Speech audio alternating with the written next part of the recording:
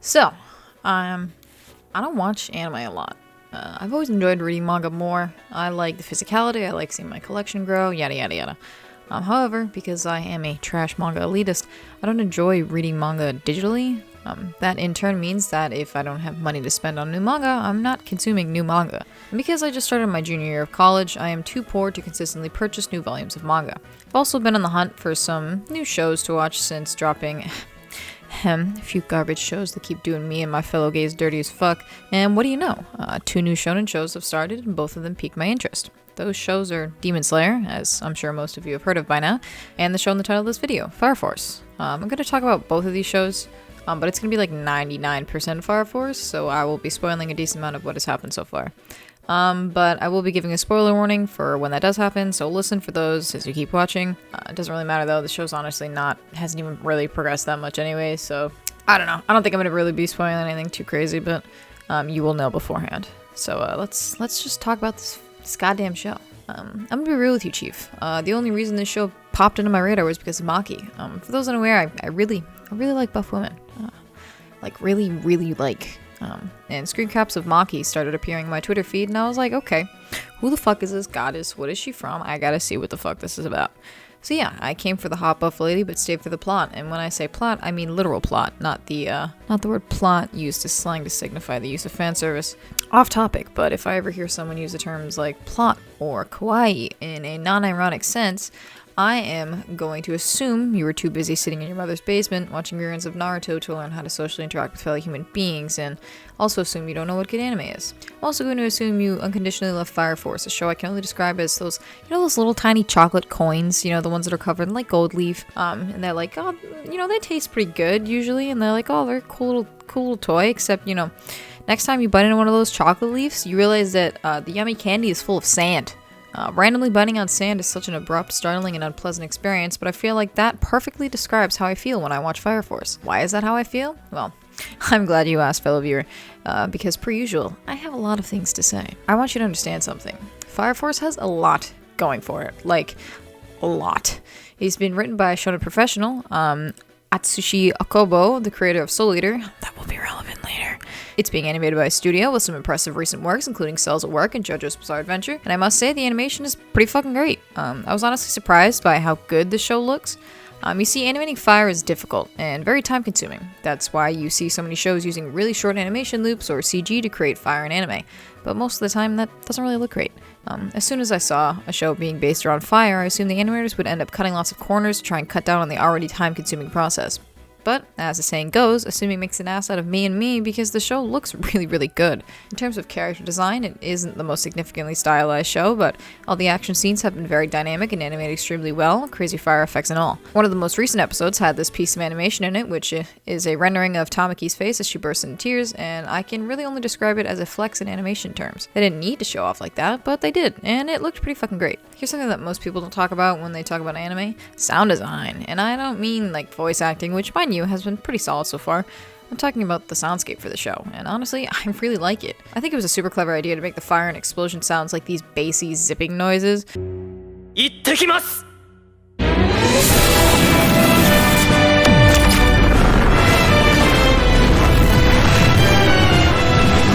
シスター、祈りを。はい。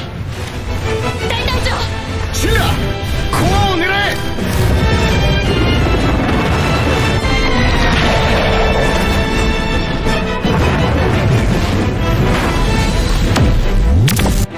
Because imagine if you just, how grating the show would be if you, in every single action scene, all you heard were explosions over and over and over and over and over and over and over and over and over. Yeah, you see what I mean.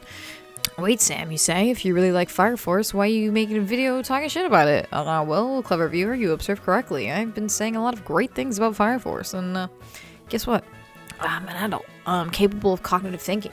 I'm allowed to like certain things about the show and dislike certain things as well, and since my negative views tend to be the most popular, let's talk about the main reasons why I'm making this video, and that has to do with the plot.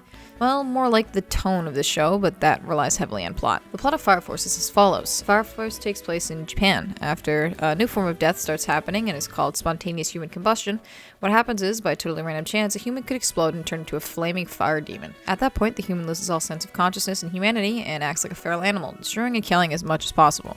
In response to this, humans created the Special Fire Force, a firefighting brigade that is tasked with killing the demons and helping as many humans as possible. At the same time these combustions started, pyrokinetics also started appearing. There are different types of pyrokinetics, ones who make fire and ones who can't. Maki is a second generation pyrokinetic, so she can only control fire, not create it. Shinra, a third generation pyrokinetic, can create fire, and the pyrokinesis doesn't just control fire. Each of them has different types of fire related abilities. Shinra can create fire from his feet, use them as like little rockets, help him fly around, and it makes him a very powerful melee fighter. Maki can suppress fire and create little fire animals. Arthur can turn his fire into plasma, forming like a lightsaber that can cut through like anything. There's some really cool ideas in character designs, like the leader of the first brigade can absorb the energy from fire and reroute it, and a dude who can absorb fire, but like he converts it to sound and then cold? I mean, science is still out on that one, but honestly, it's a pretty cool idea. Then there are the less creative ones, like Tomoko, who can use fire powers to get cat ears and a tail and claws.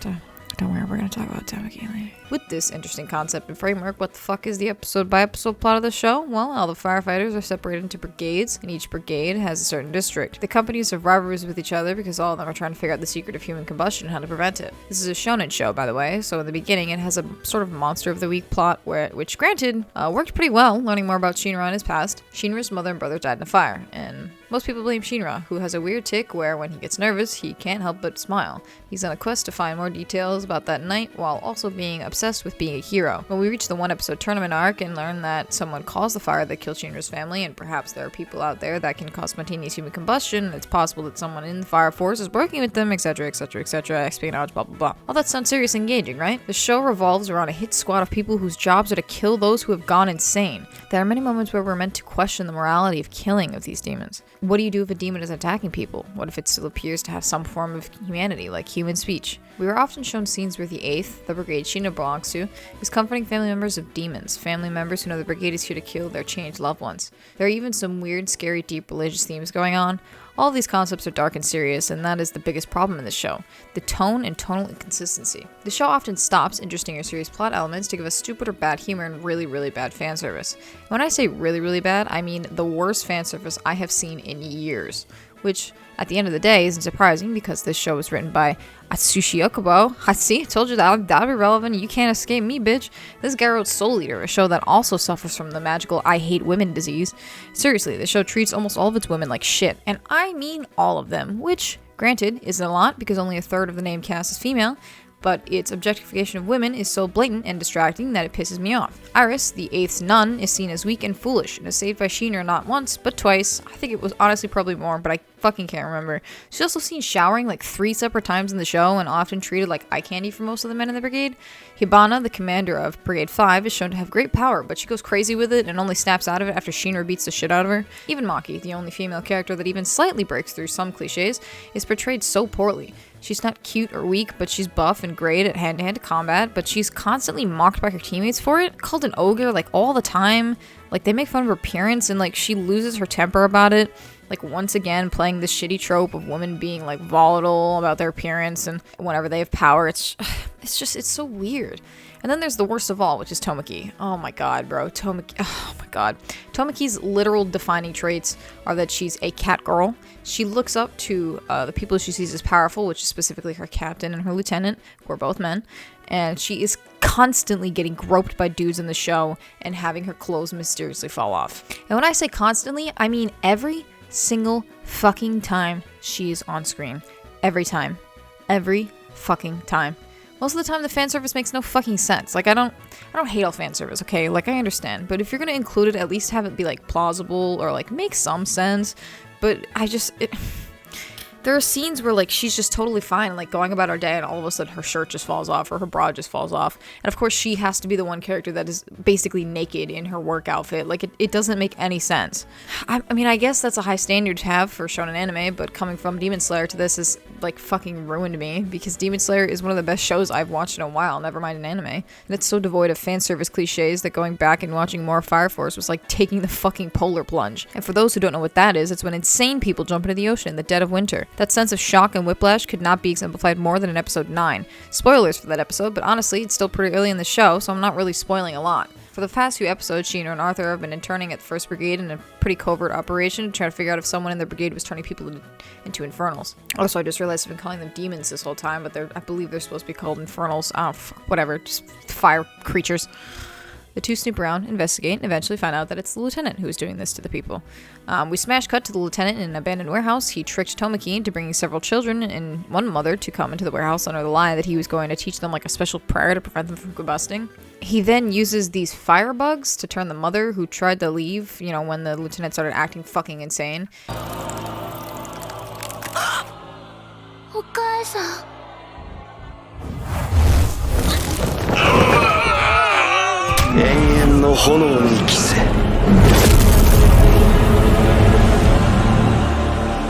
into an infernal, and then as soon as she turns into an infernal, he fucking murders her.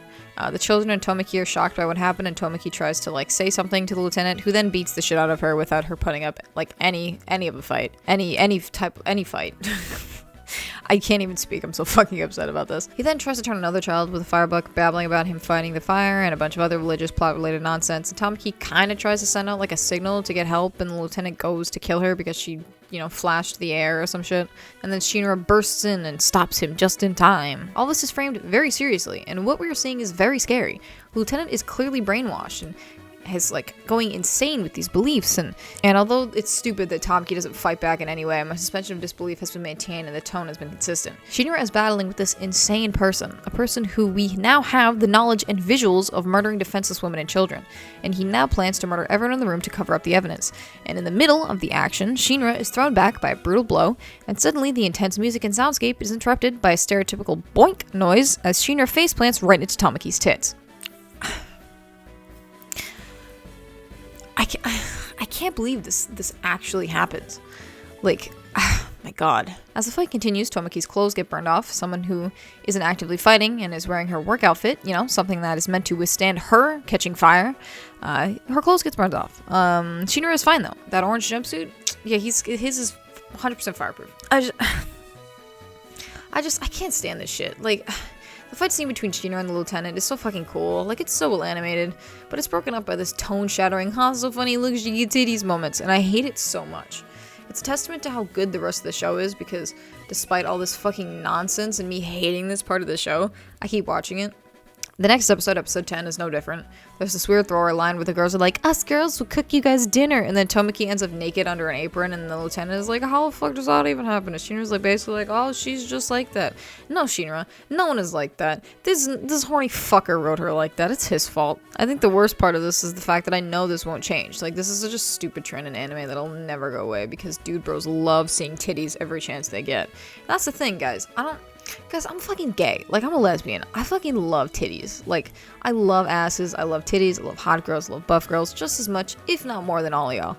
The only difference between us is the fact that I am a woman. So when I see stuff like this, there's a small part of me that's nice, titties. But the majority of me feels disgusted by it. I'm not disgusted by, say, nudity and vulgarity. Fuck, I'm probably one of the most vulgar and, nasty people in the world. I'm so horny on men all the time. Not to mention that, just, wow, girls, so hot. But when I see things like Fire Force or Soul Eater, where women are reduced to being objects to use only so the neckbeards at home can get their little pee-pees hard when they keep watching because they want to keep getting their pee-pees hard, it just makes me feel gross, man. I just want to enjoy an anime without feeling like the show is using my gender solely for stereotypes and fan service. I guess this would be more digestible if the show had a few more female characters, some that are intelligent and strong and don't have their giant titties out, or maybe throw in a couple guys who are super buff and naked all the time. Sorry, the Captain of the 8th doesn't count because he never falls with his ass in Shinra's face or his pants randomly falling down. Sorry, doesn't count. I would give it a higher rating if not for the fact that I leave every episode being mad irritated because the show likes to pull stupid shit like that for plot. Fat fucking titties edition. I guess I just wanted to leave you all with this. Go watch Demon Slayer. That's it. If you could take away anything from this, go watch Demon Slayer. It's so much better. Don't forget to subscribe, follow me on Twitter. All those things help me out a lot. I love it. It's great. It makes me so happy, and I love all of you. I will love you forever if you do them.